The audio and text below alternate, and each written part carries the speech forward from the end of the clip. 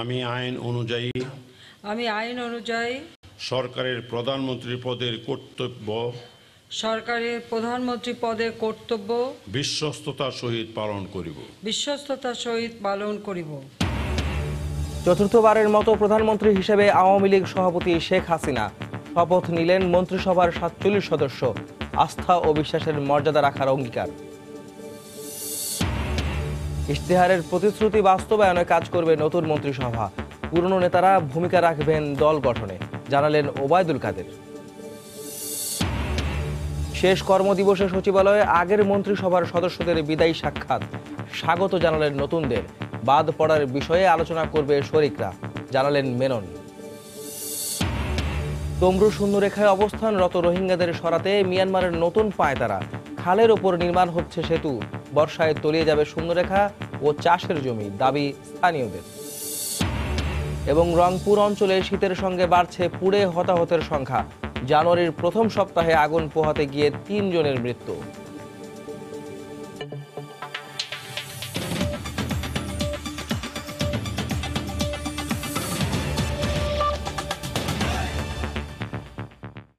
দেখছিলেন শিরোনাম, বাংলা সময়ের সঙ্গে আছি আমি আহমেদ সালেহিন। প্রধানমন্ত্রী শেখ হাসিনার নেতৃত্বে বঙ্গভবনে শপথ নিলেন নবগঠিত মন্ত্রিসভার সদস্যরা। এর মাধ্যমে টানা তৃতীয়বার সরকার গঠন করল বাংলাদেশ আওয়ামী লীগ। আর চতুর্থবারের মতো প্রধানমন্ত্রী হলেন বঙ্গবন্ধু কন্যা। সোমবার বিকেল 3:30টায় বঙ্গভবনের দরবার হলে রাষ্ট্রপতি আব্দুল হামিদ প্রথমে আওয়ামী লীগ সভাপতি প্রধানমন্ত্রী শেখ হাসিনাকে শপথ করান। এরপর 24 জন মন্ত্রী, 19 জন প্রতিমন্ত্রী ও 3 জন উপমন্ত্রী পর্যায়ক্রমে শপথ নেন রাষ্ট্রপ্রধানের কাছ থেকে। বিস্তারিত জানাচ্ছেন দেবাশিস রায়। একাদশ জাতীয় সংসদ নির্বাচনের ঠিক এক সপ্তাহের মাথায় গঠিত হল নতুন মন্ত্রিসভা। টানা তৃতীয় মেয়াদে রাষ্ট্র পরিচালনার দায়িত্ব নেয়া আওয়ামী লীগ এবার প্রথমবারের মতো শরিক দলগুলো ছাড়াই গঠন করেছে ৪৭ সদস্যের মন্ত্রিসভা। শপথ উপলক্ষে নবগঠিত মন্ত্রিসভার নেতৃত্বে থাকা সংসদ নেতা শেখ হাসিনা সোমবার বিকেলে উপস্থিত হন বঙ্গভবনে। আমি শেখ হাসিনা সশ্রদ্ধ চিত্তে শপথ করিতেছি যে বেলা 3:30টার দিকে রেওয়াজ অনুযায়ী প্রথমেই আওয়ামী লীগ সভাপতি শেখ হাসিনাকে চতুর্থবারের মতো প্রধানমন্ত্রী হিসেবে শপথ বাক্য পাঠ করান রাষ্ট্রপতি। প্রধানমন্ত্রীর পর মন্ত্রিসভায় অন্তর্ভুক্ত 24 জন পূর্ণ মন্ত্রী শপথ নেন রাষ্ট্রপতির কাছ থেকে। এরপর প্রতিমন্ত্রীর দায়িত্ব পাওয়া 19 জন সদস্য শপথ নেন রাষ্ট্রপ্রধানের কাছে। সবশেষ মন্ত্রিসভায় উপমন্ত্রী হিসেবে দায়িত্বপ্রাপ্ত 3 জন নতুন সদস্য শপথ গ্রহণ করেন। বর্ণাঢ্য এই রাষ্ট্রীয় আনুষ্ঠানিকতায় আমন্ত্রিত অতিথি হয়ে হাজির হয়েছিলেন সমাজের বিভিন্ন অঙ্গনের প্রায় 1000 বিশিষ্টজন। সব সংকট পেরিয়ে টানা তৃতীয় মেয়াদে সরকার গঠন করে রাষ্ট্র পরিচালনার ইতিহাসে রেকর্ড গড়লেন প্রধানমন্ত্রী শেখ হাসিনা। আগামীতে সামাজিক ন্যায় বিচার প্রতিষ্ঠা এবং দুর্নীতি প্রতিরোধ করে উন্নয়নের পর্যায়ক্রমিক ধারায় এগিয়ে যাবে বাংলাদেশ নবগঠিত মন্ত্রিসভার কাছে, এমনটি প্রত্যাশা সাধারণ মানুষের। দেবাশিস রায়, সময় সংবাদ, বঙ্গভবন, ঢাকা। প্রধানমন্ত্রী শেখ হাসিনা তার উপর অর্পিত দায়িত্ব যেন নিষ্ঠার সঙ্গে পালন করতে পারেন, সেজন্য দেশবাসীর কাছে দোয়া চেয়েছেন তার ছোট বোন শেখ রেহানা।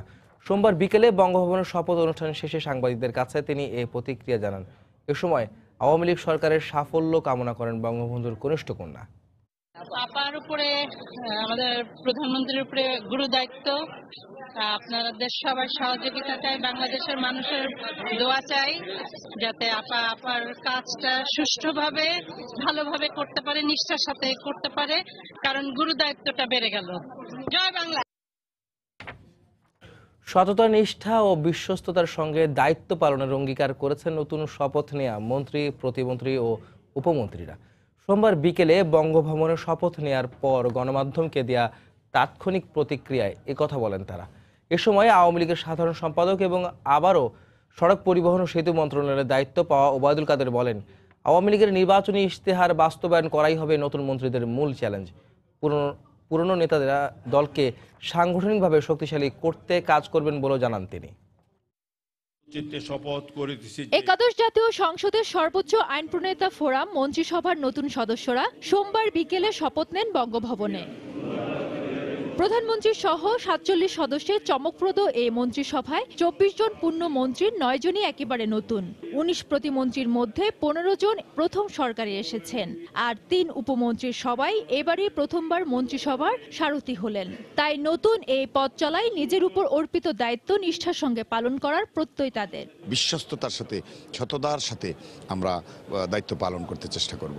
আমাদের ইশতেহারে বর্ণিত যে পরিকল্পনা আছে সেগুলো অনুযায়ী কিন্তু আমরা কাজ সাজাবো। দেশবাসীর কাছে দোয়া চাই, সকলের সহযোগিতা চাই। নব উদ্যমী রাষ্ট্রীয় ব্যবস্থা সেটাকে আরো গতিশীল করতে পারবো। পার্ট হচ্ছে আমাদের এগ্রিকালচার প্রোডাক্ট, এই দুটোকে কিভাবে সাকসেসফুল করা যায় এবং দেশের স্বার্থে এগিয়ে নেওয়া যায় সেই ব্যবস্থা আমি করব। এছাড়া পুরাতন মন্ত্রী কিংবা পুনরায় মন্ত্রী পরিষদে ফেরা সদস্যরা উন্নয়নের অসমাপ্ত কাজ এগিয়ে নিয়ে যাওয়ার কথা জানান। প্রতিটি গ্রামকে শহরে পরিণত করার যে প্রতিশ্রুতি জননেত্রী শেখ হাসিনা দিয়েছেন, তার জন্য প্রতিটি গ্রামে আমরা ইন্টারনেট পৌঁছে দিতে চাই। আগামী ৫ বছর হবে বড় প্রকল্পের জায়গা, যেগুলো আমার মাতার বাড়ি সহ বিশাল বড় বড় প্রকল্পগুলি কাজ শেষ হবে। দেশকে সমৃদ্ধ করা, জনগণের প্রত্যাশা যাতে বাস্তবায়িত হয় সেই লক্ষ্যে কাজ করা। আমি আশা করি যে আপনাদের সকলের সহযোগিতা নিয়ে জনগণের সেই প্রত্যাশা পূরণে সর্বাত্মক প্রচেষ্টা চালাবো। শপথ অনুষ্ঠান শেষে সরকার গঠন করা আওয়ামী লীগের সাধারণ সম্পাদক এবং সড়ক পরিবহন ও সেতু মন্ত্রী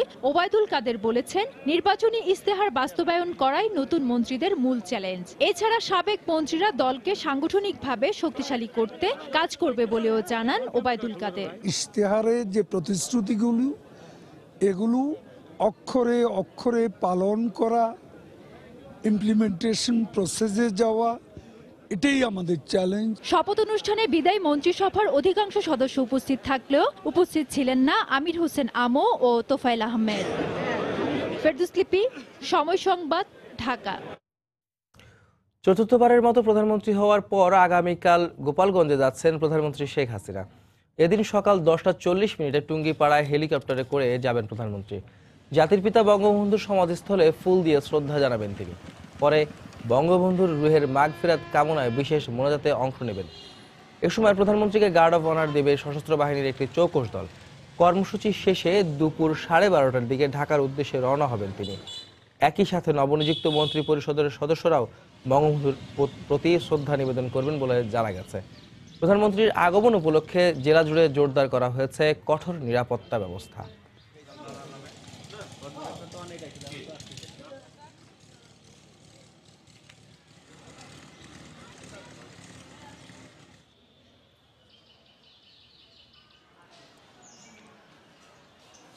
মাননীয় প্রধানমন্ত্রী আসন্ন সফর উপলক্ষে আমরা ইতিমধ্যেই সামগ্রিক নিরাপত্তা পরিকল্পনা গ্রহণ করেছি। আমাদের নিরাপত্তা বাহিনীর সদস্যরা ইতিমধ্যে কাজ শুরু করেছে। 9 তারিখে আরো বিশাল পরিসরে আমাদের নিরাপত্তা বাহিনীর সদস্যগণ কাজ করবে। সোমবার সচিবালয় জুড়েই ছিল বিদায়ের সুর। তবে এই বিদায়ের মধ্যে ছিল নতুনদের বরণ করে নেওয়ার আমেজ। চলতি মেয়াদের শেষ কর্মদিবসে শেষবারের মতো নিজ নিজ দপ্তরে আসেন বিদায়ী মন্ত্রী প্রতিমন্ত্রীরা। তার আশা করেন নতুন মন্ত্রিসভার সদস্যরা দেশকে সফলতার সঙ্গে এগিয়ে নেবেন। বিদায়ী সমাজ কল্যাণ মন্ত্রী রাশেদ খান মেনন জানান, মন্ত্রিসভা থেকে শরিকরা বাদ পড়ার বিষয়ে পরবর্তীতে আলোচনা করা হবে। কারো 5 কারো বা টানা 10 বছর কেটেছে এই সচিবালয়ে, কিন্তু সোমবারের দিনটি ছিল বিচ্ছেদের। স্বাভাবিক নিয়মেই নতুনদের জায়গা দিতে বিদায় নিতে হয়েছে পুরনোদের, আর তাই সচিবালয় জুড়েই একদিকে বিদায়ের সুর, অন্যদিকে নতুনকে স্বাগত জানানোর প্রস্তুতি। এ কারণে শেষ কর্মদিবসে দপ্তরে এসে অনেকটাই আবেগপ্রবণ বিদায়ী মন্ত্রীরা। এই সংসার যাওয়া আসার রঙ্গমঞ্চ, কেউ যাবে কেউ আসবে, এটি নিয়ম। মন্ত্রণালয়ের কর্মকর্তা কর্মচারীরা ফুলের শুভেচ্ছায় বিদায় জানিয়েছেন মন্ত্রীদের। নতুনের উদ্যমে গড়ে উঠবে কাঙ্ক্ষিত উন্নত বাংলাদেশ, এমন আশা করেন বিদায়ী মন্ত্রীরা। আমি নতুন মন্ত্রিসভাকে স্বাগত জানাই। বাংলাদেশ আওয়ামী লীগের যে ম্যানিফেস্টো, সেই ম্যানিফেস্টো বাস্তবায়নের ক্ষেত্রে, নতুন বাংলাদেশ গড়ার ক্ষেত্রে এই নতুন মন্ত্রিসভা অত্যন্ত গুরুত্বপূর্ণ ভূমিকা রাখবে বলে আমি আশা করি। আমি তাকে স্বাগত জানাচ্ছি আমাদের এই মন্ত্রণালয়ে। আর আমি আশা করছি যে তিনি উদ্যোগী মানুষ, আপনাদের সকলের এই আন্তরিকতা সহযোগিতা নিয়ে তিনি ভালোভাবে আমাদের এই ধারাবাহিকতাটা অব্যাহত করবেন আর উচ্চমানে নিয়ে যেতে সক্ষম হবেন। মানুষের চলার পথে ভুল ত্রুটি হতে পারে, আমারও হতে পারে। আমার আচার আচরণে, কথাবার্তায় কেউ যদি কখনো অসন্তুষ্ট হয়ে থাকেন, ক্ষমা সুন্দর দৃষ্টিতে দেখবেন।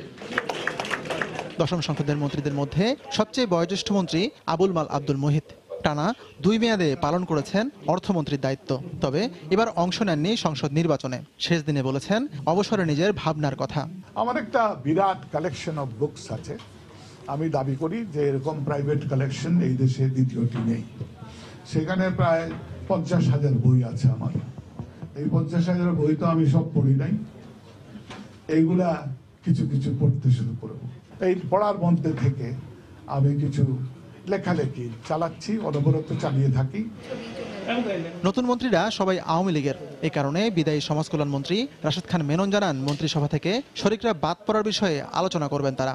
প্রথম থেকে কথা ছিল নির্বাচন, আন্দোলন, নির্বাচন এবং সরকার। তো সেই বিবেচনাটা নেওয়া হয়েছে বলে মনে হয়নি আর কি। তো আমরা নিশ্চয়ই নিয়ে আলাপ করব। মঙ্গলবার থেকে নিজ নিজ দপ্তরে যোগ দেবেন একাদশ সংসদের মন্ত্রিসভার বেশিরভাগ সদস্য। আতিকুর রহমান তমাল, সময় সংবাদ, ঢাকা।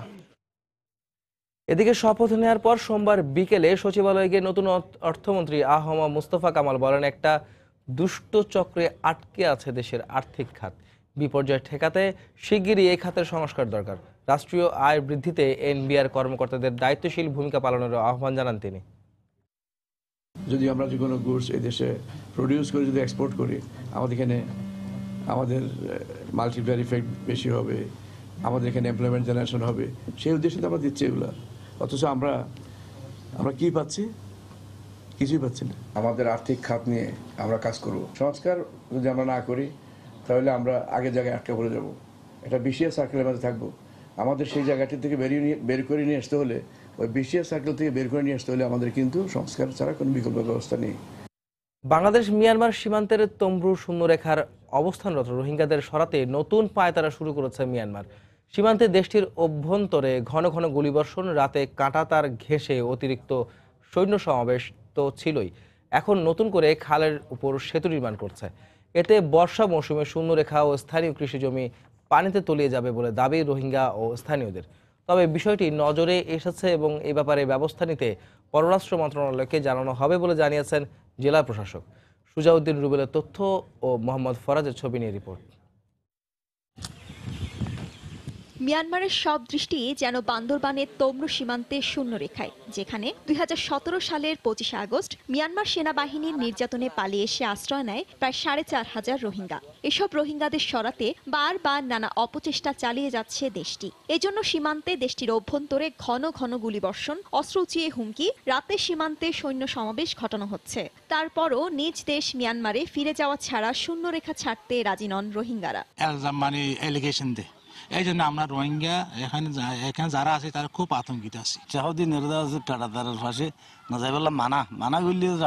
এবার শূন্যরেখা থেকে রোহিঙ্গাদের সরাতে নতুন পায়তারা শুরু করেছে মিয়ানমার, যে কারণে তমরু খালে নতুন করে তৈরি করছে ব্রিজ।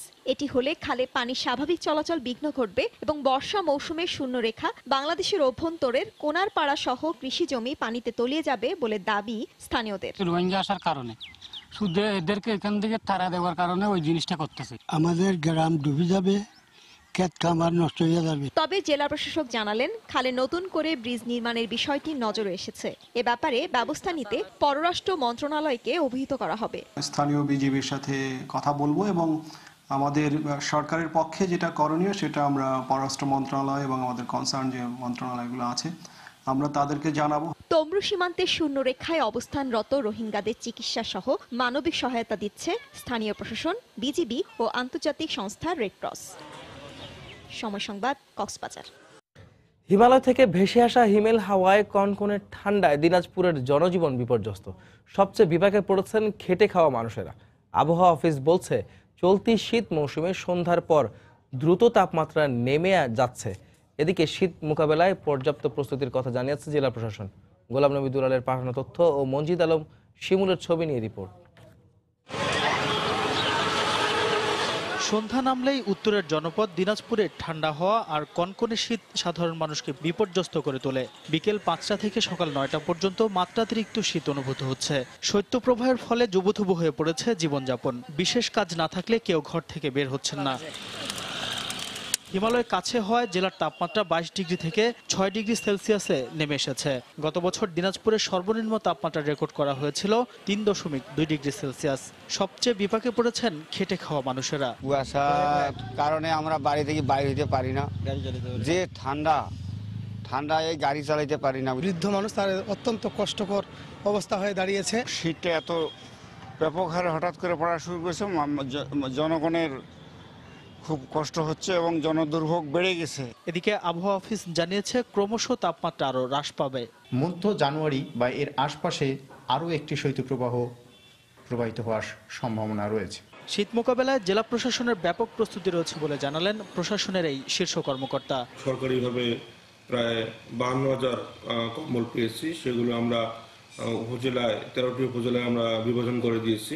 দানশীল ব্যক্তি, ব্যবসায়ী, তাদের কাছে আমরা আমাদের আধা সরকারি চিঠি দিয়েছি এবং আমরা তাদের কাছে রেসপন্স পেয়েছি এবং আগামী সপ্তাহ থেকে সেগুলো আমরা কালেকশন করা শুরু করব। দিনাজপুরে 13টি উপজেলার 33 লাখ মানুষের মধ্যে দরিদ্র ও ছিন্নমূলদের মধ্যে জেলা প্রশাসন এ পর্যন্ত 52,000 কম্বল বিতরণ করেছে। সময় সংবাদ, দিনাজপুর। এদিকে রংপুর অঞ্চলে শীতের সঙ্গে বাড়ছে আগুনে পুড়ে হতাহতের সংখ্যা। জানুয়ারির প্রথম এক সপ্তাহে আগুন পোহাতে গিয়ে 3 জনের মৃত্যু হয়েছে। আহত সংখ্যা অনেক।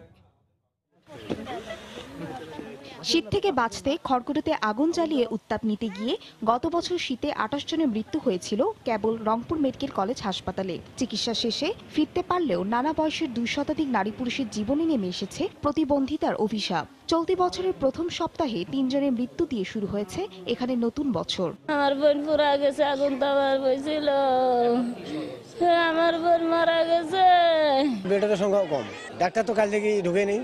সরকারি এই মেডিকেলে 14 শয্যার বার্ন ইউনিট থাকলেও 2-3 গুণ পোড়া মানুষের চিকিৎসা চলে সাধারণ ওয়ার্ডে। শীতে বাড়তি প্রস্তুতির কথা জানালেন পরিচালক। আগুনের কাছে গেলে টাইট কাপড় চোপড় পরে যেতে হবে এবং আগুন লাগার সাথে সাথে যেন আগুনটা নিভিয়ে ফেলে তাকে হাসপাতালে প্রেরণ করা যায়, তাহলে মৃত্যুহার এবং বার্নের কারণে যে মরবিডিটিগুলো হয় সেটা কমানো সম্ভব। অজ্ঞতা, অসাবধানতাকেই চিহ্নিত করে সচেতনতা সৃষ্টিতে কাজ করছেন বলে জানান ফায়ার সার্ভিস কর্মকর্তা। অগ্নিকাণ্ড থেকে জনগণকে সচেতন করার লক্ষ্যে আমরা বিভিন্ন বস্তিতে, মার্কেটে, শিক্ষা প্রতিষ্ঠানে, শিল্প প্রতিষ্ঠানে প্রায়শই মহড়া করে থাকি এবং জনগণকে সচেতন করি।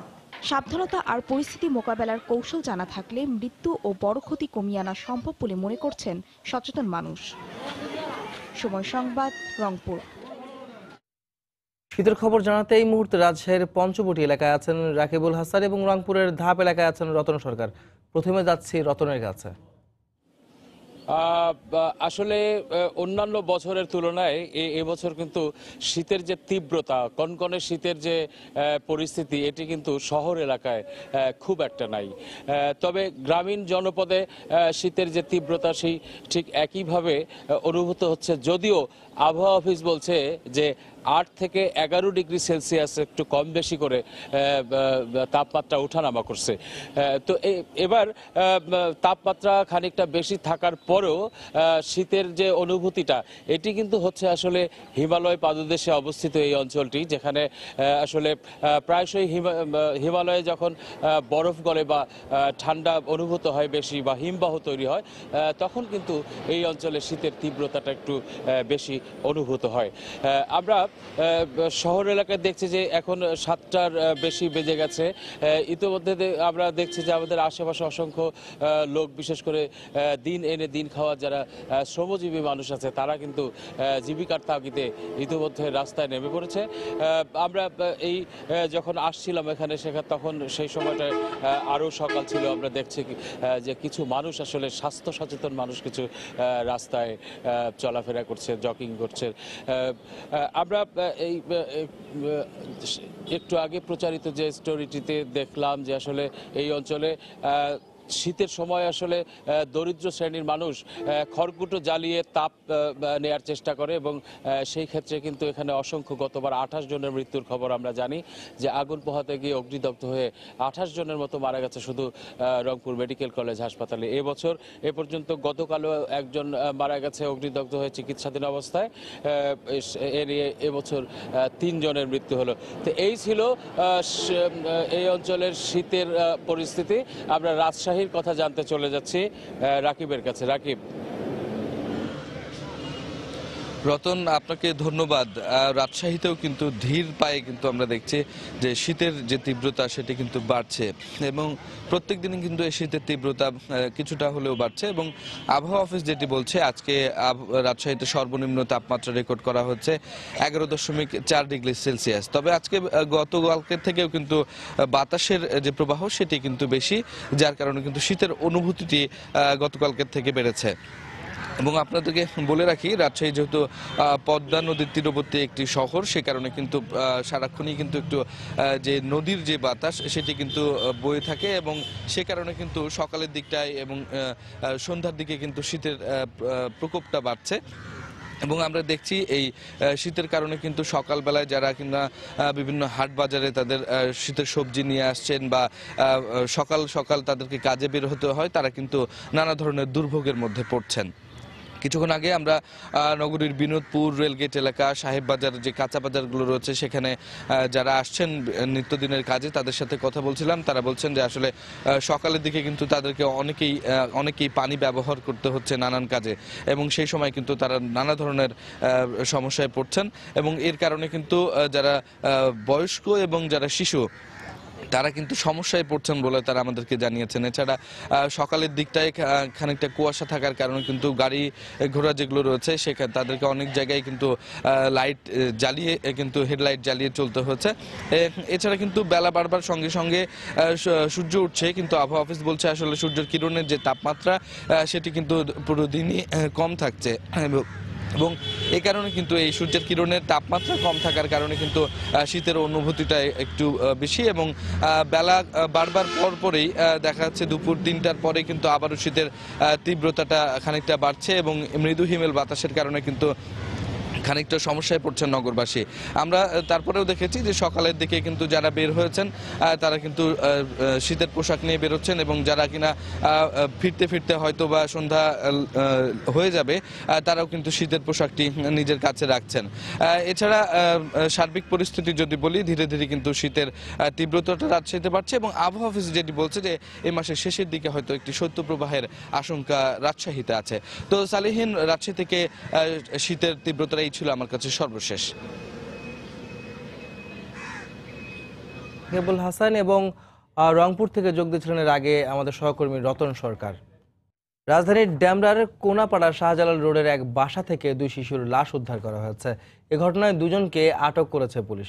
পুলিশ জানায় দুপুর থেকেই আলাদা দুটি পরিবারের 5 বছরের 2 শিশু নুসরাত ও 4 বছরের দোলাকে খুঁজে পাওয়া যাচ্ছিল না। পরে রাত 10:45টার দিকে মোস্তফা নামে এক ব্যক্তির বাসা থেকে শিশু দুটির লাশ উদ্ধার করে পুলিশ। এ ঘটনায় মোস্তফার স্ত্রী ও শ্যালককে আটক করা হয়েছে। শিশু দুটিকে শ্বাসরোধ করে হত্যা করা হয়েছে বলে ধারণা করছে পুলিশ। মুক্তিপণের জন্য তাদের অপহরণ করা হয়েছিল বলে মনে করা হচ্ছে।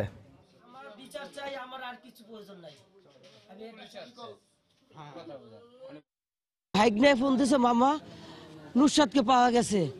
কোথায় পাওয়া গেছে? এক রুমে, আমি চিনি না, ও আসলে অনেক দূরে মাইকিং করছে। এবার আমরা আসছি, এলাকার ভাই বেড়াদার কইতে পারবো, তারা স্থানীয় লোকজন আছে, তারা কাছে কে জানি খবর দিয়েছে, তারা বলতে পারবো কিভাবে কি হয়েছে না হয়েছে। মাদকাসক্তির কারণে সে হয়তো বাচ্চা দুটাকে জিম্মি করে ফ্যামিলির কাছ থেকে হয়তো টাকা পয়সা উদ্ধারের একটা পরিকল্পনা তার কাছে থাকতে পারে। সেই হিসাবে সে বাচ্চা দুটাকে আটক করে পরবর্তীতে হয়তো বাচ্চা দুটাকে কন্ট্রোল করতে গিয়ে সে বাচ্চা দুটাকে মেরে ফেলে। মোস্তফা পলাতক আছে। জিজ্ঞাসাবাদের জন্য আমরা তার ওয়াইফকে থানায় আটক করেছি এবং তার শালাও পাশাপাশি থাকে। তার অন্য আত্মীয় স্বজনকে আমরা কয়েকজনকে প্রাথমিকভাবে আটক করেছি। কুষ্টিয়ায় দেয়াল চাপা পড়ে 2 শিশুর মৃত্যু হয়েছে। গতকাল সন্ধ্যায় ইসলামী বিশ্ববিদ্যালয় থানায় এলাকায় এ ঘটনা ঘটে। স্বজনরা জানান, গঙ্গাবর কান্দি গ্রামের একটি নির্মাণাধীন বাড়ির পাশে খেলছিল 2 বান্ধবী লিজা ও মরিয়ম। এ সময় বাড়ির দেয়াল তাদের উপর ভেঙে পড়ে। চিৎকার শুনে আশপাশের মানুষ ছুটে গিয়ে তাদের উদ্ধার করে সদর হাসপাতালে নিলে মৃত ঘোষণা করেন চিকিৎসক। তাদের মৃত্যুতে এলাকায় শোকের ছায়া নেমে এসেছে।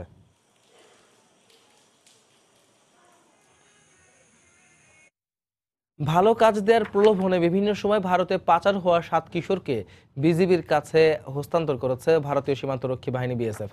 বিজিবি জানায় গতকাল বিকেলে বেনাপোল চেকপোস্ট দিয়ে তাদের হস্তান্তর করা হয়। পরে আইনি প্রক্রিয়া শেষে তাদের বেনাপোল পোর্ট থানা পুলিশের কাছে সোপর্দ করা হয়।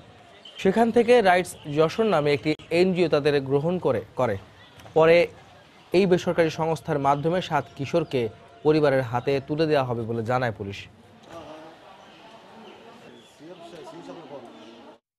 নীলফামারীতে আগুন লেগে পুড়ে গেছে অন্তত 10টি দোকান। সোমবার সন্ধ্যায় সৈয়দপুর বাস টার্মিনাল এলাকায় আদানি মোড় বাজারে এ অগ্নিকাণ্ড হয়। ফায়ার সার্ভিস জানায় প্লাস্টিক সামগ্রীর একটি গোডাউনে হঠাৎ করে আগুন লাগে। মুহূর্তের মধ্যে আশপাশের দোকানে আগুন ছড়িয়ে পড়লে আতঙ্ক দেখা দেয়। খবর পেয়ে ফায়ার সার্ভিস ঘটনাস্থলে পৌঁছে প্রায় 1 ঘন্টার চেষ্টায় আগুন নিয়ন্ত্রণে আনে। ততক্ষণে পুড়ে যায় প্লাস্টিক সামগ্রীর গোডাউন, জুতা ও মুদি দোকান সহ অন্তত 10টি ব্যবসা প্রতিষ্ঠান। প্রাথমিকভাবে বৈদ্যুতিক শর্ট সার্কিট থেকে আগুনের সূত্রপাত বলে জানিয়েছে ফায়ার সার্ভিস।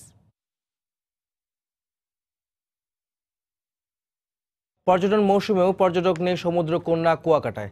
লোকসানের মুখে পড়ছেন ব্যবসায়ীরা। তবে সরকারের ধারাবাহিকতায় আশার আলো দেখছেন সংশ্লিষ্টরা। আর জনপ্রতিনিধির আশা, উন্নয়নের ধারা অব্যাহত থাকলে আগামী 5 বছরে পাল্টে যাবে কুয়াকাটার চিত্র। রিপন মালির ক্যামেরায় বিস্তারিত জানাচ্ছেন এম এ আজিম।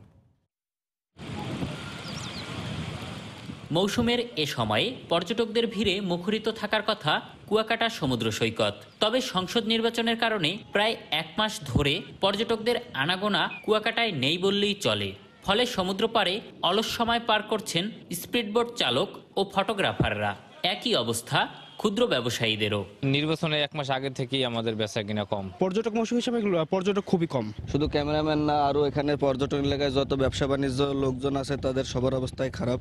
তবে একাদশ জাতীয় সংসদ নির্বাচনের মধ্য দিয়ে আবারও ক্ষমতায় আওয়ামী লীগ আশায় আশার আলো দেখছেন পর্যটন সংশ্লিষ্টরা।